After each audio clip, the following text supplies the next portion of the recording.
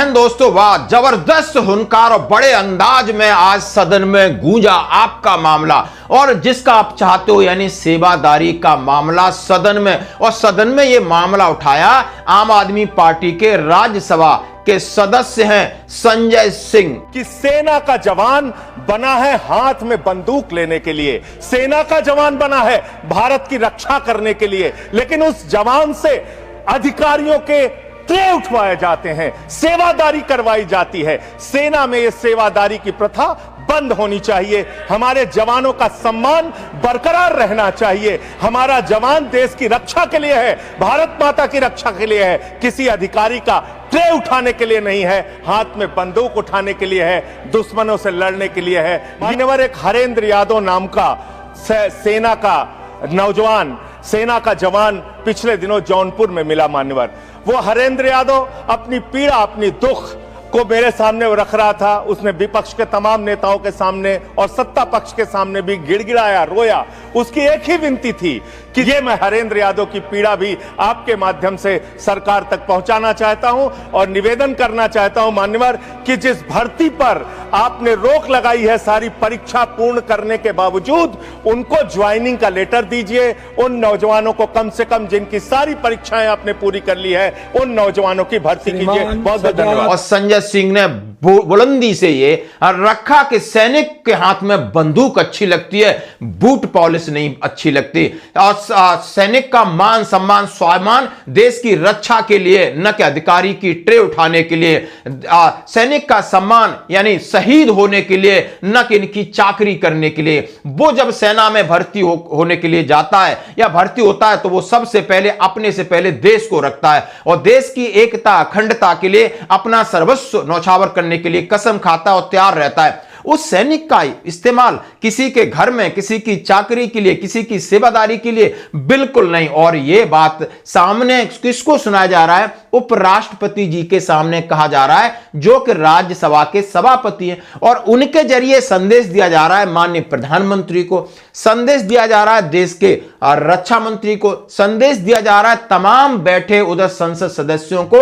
उनको पता होना चाहिए कि सेना के अंदर अंग्रेजों वाली यह बीमारी है, खासकर इंडियन आर्मी के अंदर। इस बीमारी को, इस नासूर को, इस कैंसर को जड़ से खत्म किया जाए। अब इसमें कई प्रकार के रोड़ा हैं। इससे पहले उन्होंने एक हरेंद्र यादव का नाम लिया, जिसका उन्होंने पहले हरेंद्र यादव राहुल गांधी जी से मिल चुके हैं और हरेंद्र यादव कई संसद सदस्यों से, मिनिस्टरों से मिले हैं।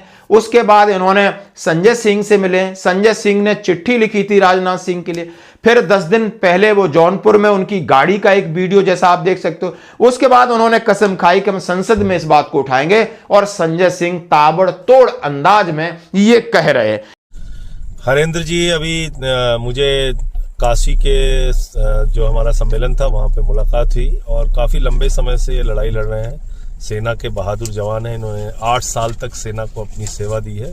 इनका मुद्दा ये है कि सेना के जो जवान हैं उनसे सेवादारी कराई जाती है। सेवादारी का मतलब कि जो अधिकारी हैं उनकी पार्टियों में ट्रे उठा के इनसे कहा जाता है कि भाई आप लीकर सर्व कीजिए या खाना खिलाइए, या इसके अलावा बहुत सारे बूट पॉलिश से लेके तमाम ऐसे काम जो कि सेना का काम नहीं है, जो जवान का काम नहीं है, वो काम इनसे कराया जाता है, जिसके विरोध में इन्होंने आवाज उठाई और इनको सेना से फिर निकाल दिया गया। 8 साल की इन्होंने सेना में अपनी सेवा दी है। तो ये बहुत ही गंभीर बात है। मैं माननीय रक्षा मंत्री जी से और देश की सरकार से चाहूंगा कि ये प्रथा बंद होनी चाहिए। और अगर आपको बाकी कामों के लिए नियुक्तियां करनी है तो आप नियुक्ति कीजिए, लेकिन जवान का काम जवान का काम है। जवान का काम देश की रक्षा का काम है। जवान का काम देश की सीमाओं को सुरक्षित करने का काम है। मैंने इनके संबंध में पत्र भी लिखा था रक्षा मंत्री जी को, जिसका जवाब भी इनके पास आया है। लेकिन आगे इनका मुद्दा, अगला जो सत्र है बजट का, उसमें पूरा प्रयास करूंगा कि ये मामला देश की संसद में उठाऊं और जवानों के साथ ये जो अन्याय हो रहा है देश भर में, उस पर रोक लगे। अब दोस्तों बात आती है, क्या ये सही है? आपको क्या लगता है? यानी आप समझ सकते हो कि लगातार सेना के अंदर मैन पावर यानी मैन पावर का इशू है और मिसयूज और मैन पावर में बड़ा फर्क है। जहां पर आप मिसयूज करते हो, 10% लोग आपके एडमिनिस्ट्रेशन और चाकरी में रहेंगे तो यूनिट का काम कौन करेगा?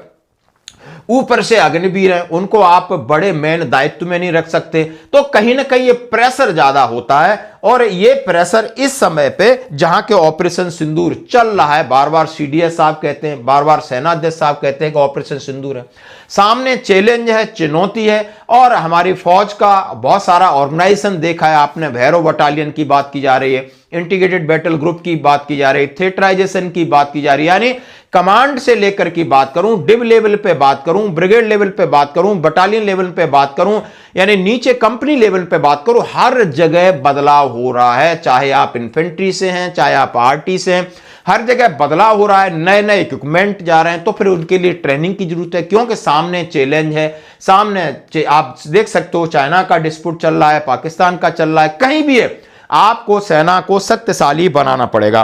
और जहां पर सीडीएस चौहान साहब बोले मौजूदा दुनिया में दोस्त और दुश्मन तय करना मुश्किल, पार्टनरशिप लेन देन पर निर्भर, भारत को अकेले काम करने के लिए तैयार रहना होगा। ये चीफ डिफेंस स्टाफ चौहान साहब कह रहे हैं कि अब दोस्त कौन है, दुश्मन कौन है, ये आपको व्यापार के हिसाब से बदल रहे हैं। यहां ना कोई परमानेंट दोस्त है ना दुश्मन है।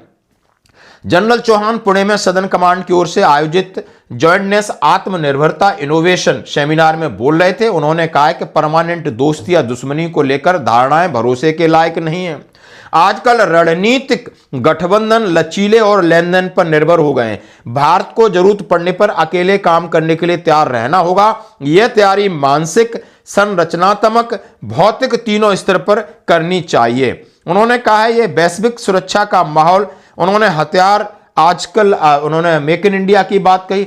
चौहान बोले नेहरू चीन से अच्छे रिश्ते चाहते थे, इसलिए तिब्बत दिया, तमाम जो चीजें कही हैं, लेकिन ऑपरेशन सिंदूर जारी है, चुनौती आगे। अब मैं बात करूंगा इसका क्या इफेक्ट हो सकता है, यानी सबको पता तो चला, यानी एक कोशिश गई और सदन में आपकी आवाज बनी, आपके मान सम्मान की और ये अंग्रेजी प्रथा हटाने की, तो इसका कहीं ना कहीं असर होगा। यानी सरकार को समझ में आ गया है, सेना के बड़े अधिकारियों को समझ में आ गया है, सरकारें अदला बदली होंगी और ये चीज जरूर खत्म होने की कगार पर है। आपकी क्या है राय? धन्यवाद।